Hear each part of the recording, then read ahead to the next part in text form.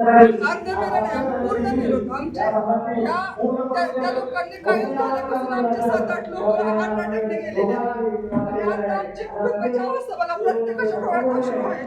20-20 वर्ष आम्ही कंत्राटी पद्धतीनं कामं करून सारखी मानहानी सहन करून बसलो.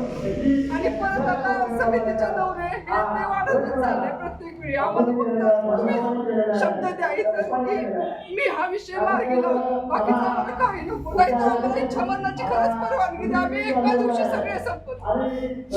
कारण आता मानसिकता राहिलेली नाही, सगळ्याची इच्छा राहिलेली. अश्रू आटून गेले अक्षरशः आमची मुलं आता विचारायला लागले तुम्ही कायम होणार आहेत की नाही.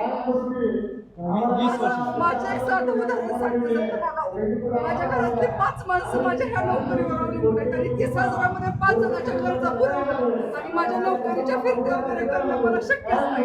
एखाद्या दिवशी असंच कुठंतरी लटकून घ्यावं लागेल स्वतःला, नाही तर मग हे नकोच वाटायला मी ही कंत्राटी नोकरी आता नको. एकतर काढून टाका आम्हाला, नाही तर कायम तरी करा.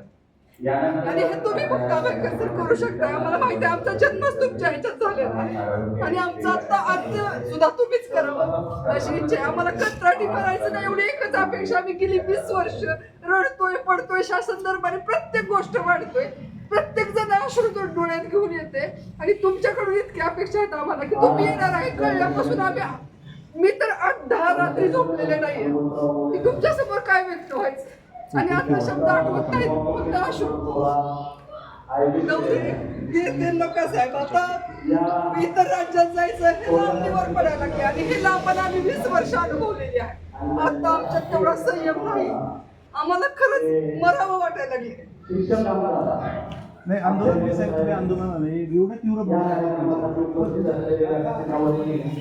सर्वच मान्यवर त्यांच्या पत्नी आणि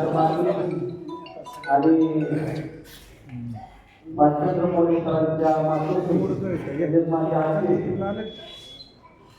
राष्ट्रशाहीवरील सर्व मान्यवर आणि सर्व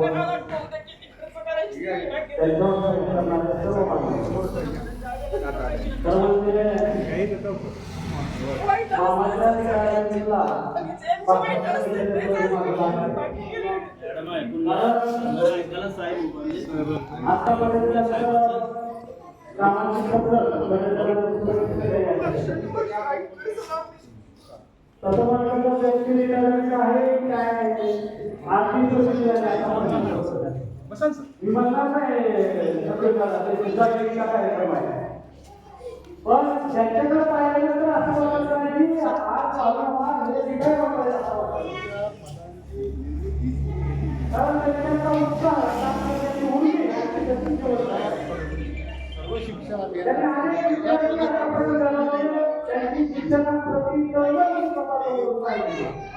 प्रौढीने संघाचा विषय आमचं नातं जे आहे त्यांचे पप्पा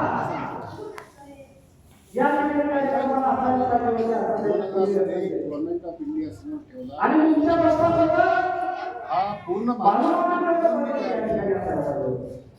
त्याच्यामध्ये त्याच वेळेला 2000 मध्ये नियमित पदार्थ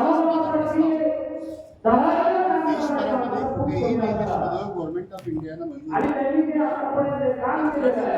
इतक्या रुपयामध्ये